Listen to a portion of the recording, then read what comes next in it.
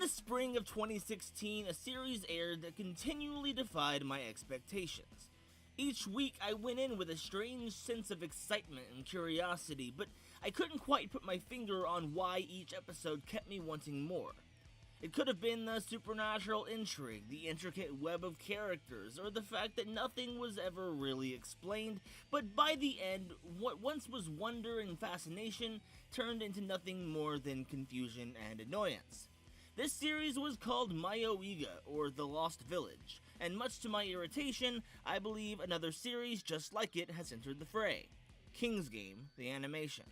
It needs to be said that, in the beginning of the season, King's Game was easily in my top 3 titles of the fall, and for good reason.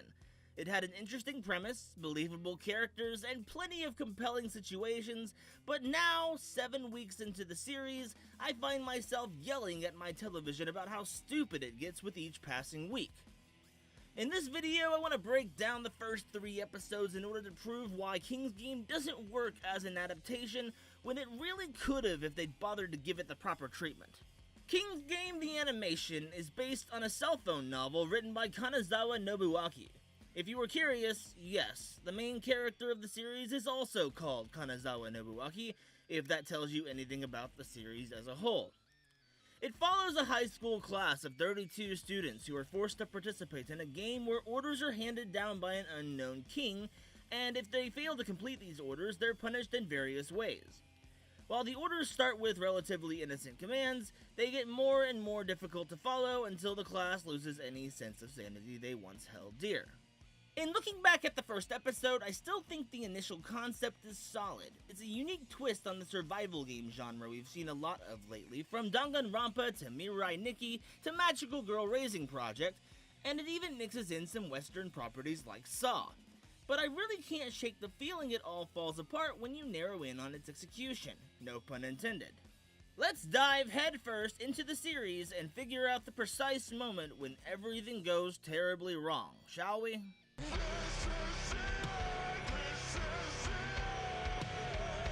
In the first 35 seconds of the first episode, we're given details on just how the game is supposed to work. All members of the class will participate, the king's orders are absolute, they have 24 hours to carry out any given orders, and there's no way to drop out midway.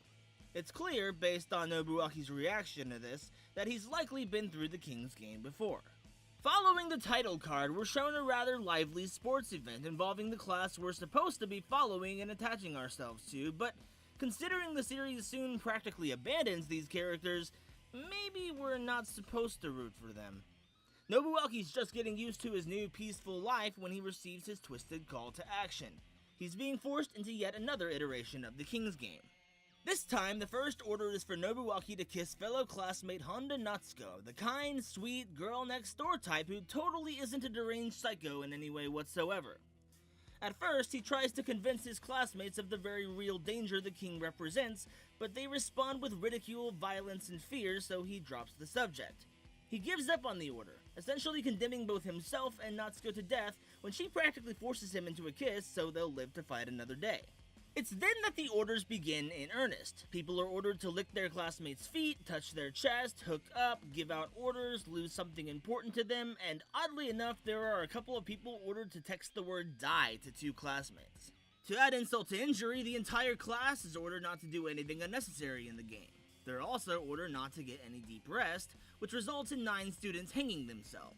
Most of the remaining members of the class meet up at a park to discuss their options, and one of them is sentenced to death for disobeying the king. Most likely, beating the shit out of Nobuaki is what they meant by doing anything unnecessary, but he's beaten the shit out of later and nobody else dies, so... By the end of this episode, 22 out of the original 32 members of the class remain. In all honesty, this was actually a solid episode. Not counting the 9 red shirts who existed solely to raise the death count, it showcased the main characters' various identities in a way that was compelling and made me excited to see how they develop moving forward. It's a real shame that, 7 weeks into the story, not many of them receive any actual development. This may be a crime in and of itself, but what makes things worse is that the writing staff pretends as if they have developed, and tries to make an emotional case to us when they're killed off.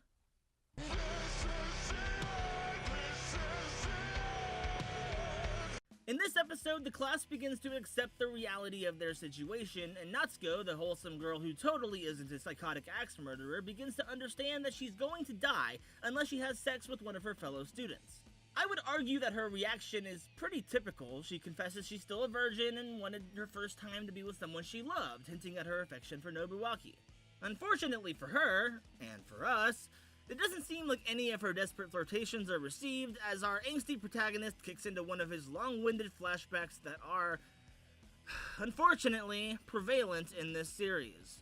If this were any other series, there's a chance I might not mind the incessant exposition, but because these flashbacks require the audience to detach ourselves from the present day's game and invest in a brand new cast of characters who we all know will die, there's not much of a point. It doesn't help when most of the characters all sort of blend together at some point, so you begin relying on what little distinguishing factors exist to tell them apart. Back in the present day, Teruaki tries to force himself on Natsuko so neither of them will suffer their fate, and she fights him off the best she can, until suddenly she's totally cool with it. Yep, that's correct! Natsuko is actually a deranged psychopath! I'd be lying if I said I predicted that turn of events. It honestly didn't make sense due to how sudden it was, but that's only the beginning of the stupid, ridiculous plot turns this series takes, so just bear with it for now. Natsuko accuses Nobuaki of trying to assault her, and for some reason, they believe her, even the guy who literally just got a taste of his own medicine. I know this is supposed to be a stressful situation, but come on! Is everyone really gonna forget that Natsuko went from 0 to 11 on the crazy scale? Just as Nobuaki is on the brink of anime death, the ritual is interrupted by random classmate number 23, who we're probably supposed to know by now thanks to that scene in episode 1 showing the entire class or something, but alas. No one died in this episode, but does it really matter?